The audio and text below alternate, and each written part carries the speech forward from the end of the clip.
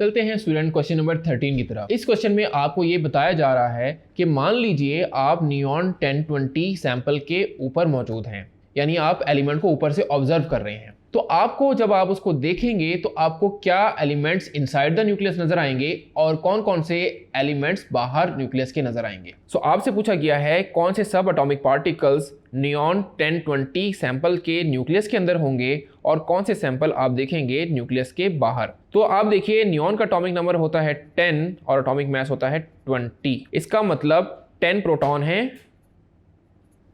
10 ही electron होंगे और 20 - 10 ही आपके होंगे न्यूट्रॉन। सो स्टूडेंट्स, न्यूक्लियस के अंदर आपको प्रोटॉन्स और न्यूट्रॉन्स दिखाई देंगे। यहां पे आप लिख सकते हैं these two elements are inside nucleus. लेकिन न्यूक्लियस के बाहर आपको ये इलेक्ट्रॉन्स दिखाई देंगे आउटसाइड न्यूक्लियस।